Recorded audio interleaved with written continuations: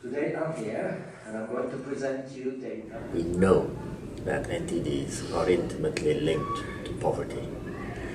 It's only the poorest on earth who are affected by neglected tropical diseases. And that was the reason behind us promoting NTD endemicity as a proxy of poverty. Now we believe that if you deal with all these neglected tropical diseases, people will have better chances in life, because there's a vicious cycle between disease and poverty.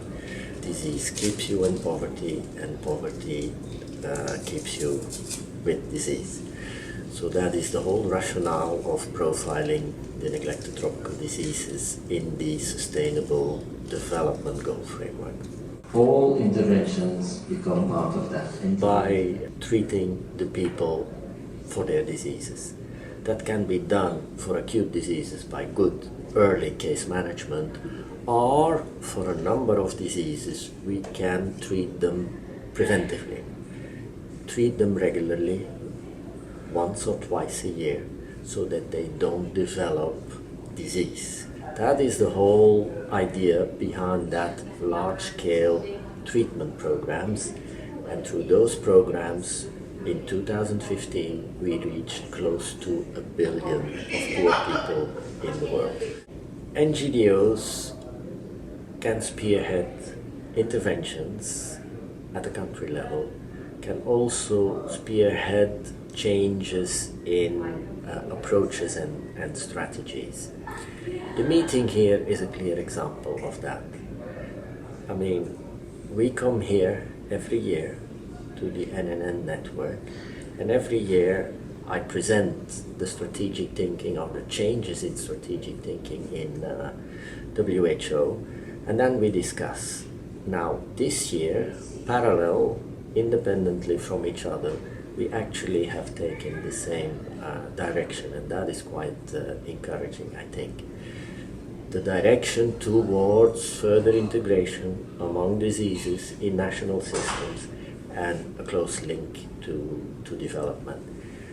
Now, NGDOs can make the case for neglected tropical diseases, and that is actually what is happening, both internationally and at the country level. The way forward, how to...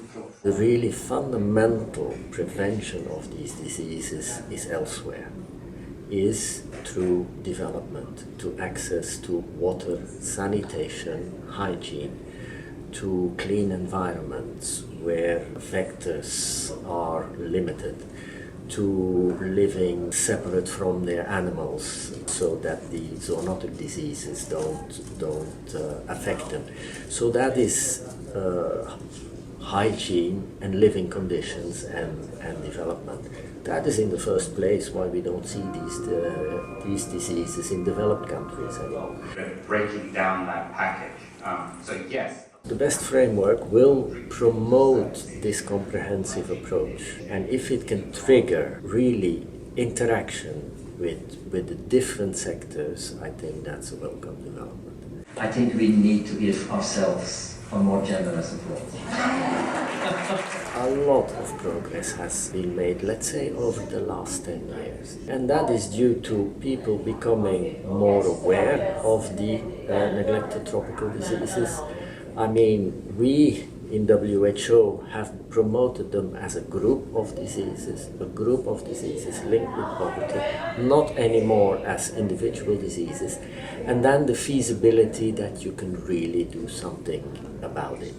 First with these medical interventions that are the first line of interventions to ease the burden and the disease in people, and now also this accent on equity in development. We have a systematic program of operational research. I presented that we are reaching close to 1 billion people that are, per definition, the bottom billion, the poorest.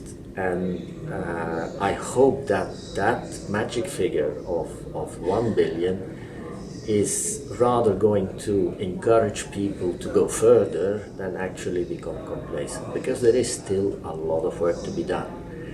And we need to reach almost 1.5 billion. So there is still some work to be done, but the progress we made over the last few years is consistent and is very, very encouraging.